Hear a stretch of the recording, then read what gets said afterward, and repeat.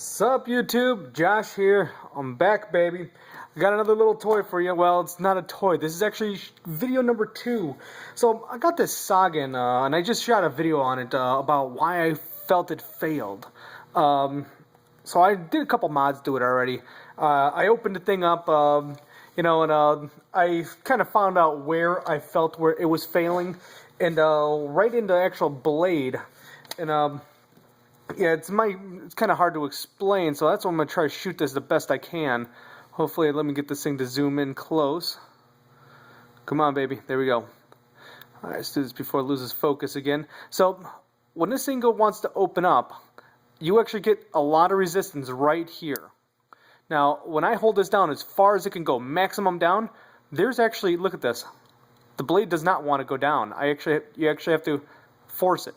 I mean, my blade is pretty free swinging right now. It's very weak, but then it's that's a tiny, tiny bit of just resistance there, and it clicks into place just because of the way the notch is actually too tight. It's OJ glove tight. That's what it is.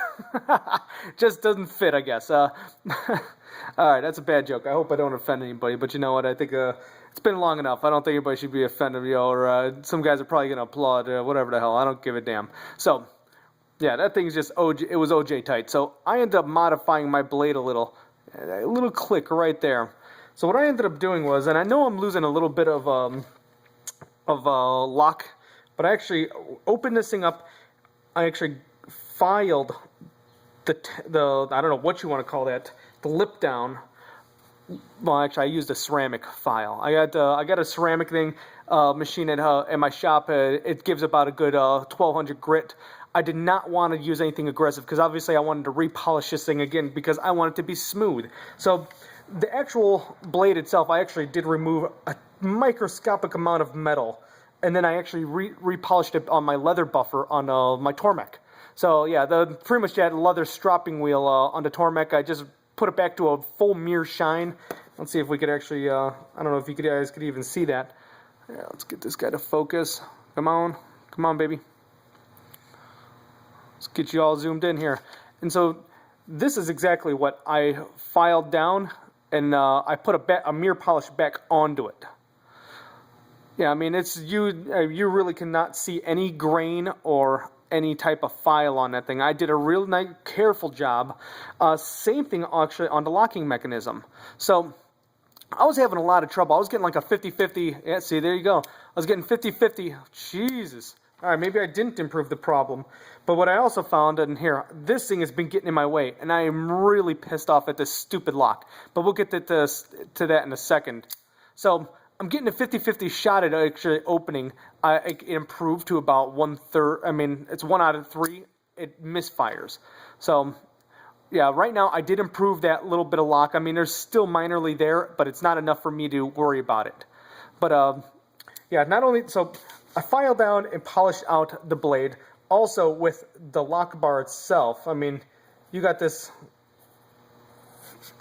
lock bar. You got your little hole in there, whatever the hell.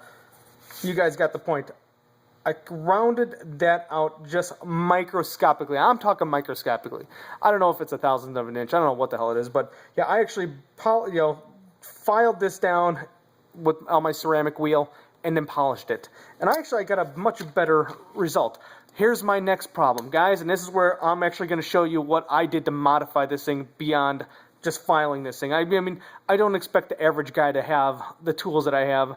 And my tools are not that fancy. I just so happen to have a knife sharpener that has a 1500 grit ceramic wheel on it that I pretty much microscopically filed it down with. Now, when I actually, in your deep carry pocket clip, this is where the deep carry pocket clip fails with their safety mechanism.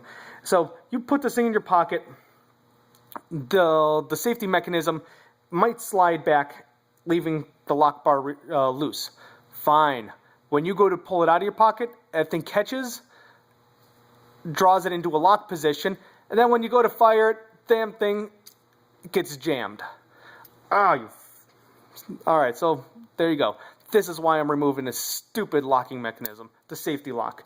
This thing is coming off right now, and I'm going to do it on camera, and I'm going to do it without trying to cut myself. The fit up on this thing, man, it really pissed me off. Give me a little pinch, whatever. All right. This thing has actually got unbelievably tight tolerances on there. It's supposed to be a friction slide, but yeah, I tried getting a screwdriver on there. There's no space on it to get a screwdriver. Only thing I found was pointy enough and thin enough was to get a razor. And the thickness of this thing is actually very thin, so I'm not worried about this thing. I'm not going to break off anything. But yeah, of course, guys, keep your hands clear. Always cut away from yourself. We're going to pry this thing off. And I am going to throw it away, and I'm going to curse it. You old bastard. Alright, we are free. Locking mechanism is gone. What's up with that detent hole? I don't know what... I have no clue what that hole is there for. Doesn't interfere with anything. Okay. I'm still fully free, and I have no restriction now from that. God, this is a little jerk of a freaking clip. God, it really pisses me off right now. I'm sorry, guys. But alright, that being said now, that is not going to interfere with me anymore. I could obviously draw this thing from my pocket without it interfering and locking it on me as you go to deploy. Now that I've modified this thing, odds are I cannot return it back to SOG anymore to show for any safety or for any other repairs. Next thing I discovered about this thing when I disassembled it has Teflon washers, ultra thin Teflon washers. I'm sure you guys already guessed that this thing had thin washers because look at the tolerances on this thing. Obviously, it has no gap and space in there for anything else, but yeah, there are Teflon washers. And that's it, guys. I mean, that's really this is my little discovery and my little trying to tweak this thing. But I'm getting, all right, let's see. How many fails out of 10? That was my fault. Okay. All good so far.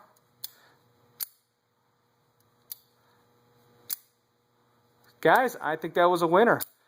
Oh, there you go. One misfire. What is that? 1 out of 5? 1 out of 6?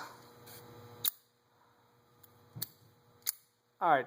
This thing, I like it now. I'm going to dig this thing. I absolutely love how deep it rides in the pocket. I mean, I'll let you guys decide if you want to remove that thing. But if you're going to do it, don't blame me if you cut your fingers playing with a freaking razor knife trying to pry that off. I did not tell you to do it.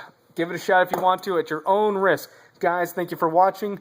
If you like this and appreciate it, give me a thumbs up. I always appreciate, the subscribe, anybody who subscribes. I really love that. I know this is a new channel. This is something new that I'm doing. But guys, I really appreciate anybody that has watched and share the love, guys. I mean, that's what we're here out to try to help each other out, and teach each other, learn from each other's mistakes and from our innovation. So thank you very much, guys. Love you. Take care, YouTube.